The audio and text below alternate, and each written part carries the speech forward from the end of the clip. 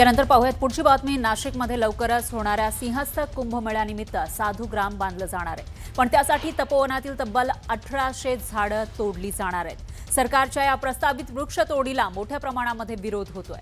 पर्यावरणप्रेमी, सामाजिक संस्था, स्थानिकांसह कलाकार सुद्धा या वृक्षतोडीच्या विरोधात पुढे आले। अभिनेते सयाजी शिंदे यांनी या वृक्षतोडीला तीव्र विरोध दर्शवलाय। मनसे अध्यक्ष राज ठाकरे, उद्धव ठाकरे यांच्यासह सत्ताधारी राष्ट्रवादी काँग्रेस आणि शिंदेंच्या शिवसेनेनं सुद्धा या प्रकरणी सयाजी शिंदे यांच्या भूमिकेला पाठिंबा दिलाय। तर या पार्श्वभूमीवर सयाजी शिंदेंनी राज ठाकरे यांच्याशी भेट घेऊन या मुद्द्यावर चर्चा केली।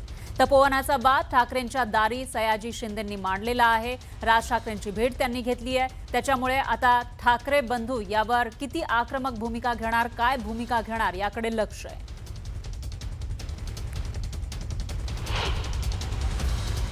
कोणाला जो सपोर्ट केला ना त्याच्याबद्दल मला खूप आनंद झाला, म्हणून त्यांना भेटायला आलो। ही चांगली गोष्ट आहे आणि पुढे पण अशी तपोवनं, अशी झाडं वाचावी, त्याच्याबद्दल काय करता येईल, कसं करता येईल एवढंच। सरकार आपलं काय दुश्मन थोडी आहे। आंदोलन करण्याचं म्हणजे त्यांना आपली भूमिका समजलीच पाहिजे आणि झाडं वाचली पाहिजेत। झाडासाठी येणारे सगळे आपलीच माणसं, त्यामुळे जेवढे येतील सगळे येतील ते घेऊन आपल्याला झाडं वाचवायचे आणि झाडं वाढवायचीत आणि ते आपले खरे आईबाप आहेत असंच आपलं म्हणणं आहे ना, आणि हे सत्यच आहे ना, तोच मुद्दा आपल्याला आहे। दरम्यान कुंभमेळा मंत्री गिरीश महाजन यांनी तपोवन प्रकरणी कोणीही राजकारण करू नये असं आवाहन केलं। निश्चित मला काही हरकत नाही। त्यांचं एक ऑब्जेक्शन मी सगळ्यांना जाऊन भेटेल, उद्धवजींनाही भेटेल, राज ठाकरेंनाही भेटेल, ज्यांच्या काही अडचणी आहेत, तक्रारी आहेत, त्या सगळ्यांना जाऊन भेटेल। त्यांचं पूर्ण शंकेचं निरासन झाल्याशिवाय आणि 15,000 झाडं आम्ही नाशिकमध्ये लावल्याशिवाय, लोकांनी ते बघितल्याशिवाय आम्ही या झाडांना हातसुद्धा लावणार नाही। मी स्वतः परवासुद्धा त्या ठिकाणी जाऊन आलो। खड्डे खोदण्याचं काम आता आज उद्यामध्ये पुन्हा नव्याने सुरू करतो आहोत आणि त्याला ड्रीप बसवतो आहोत। 15,000मधलं 1% सुद्धा झाडाची मर होणार नाही।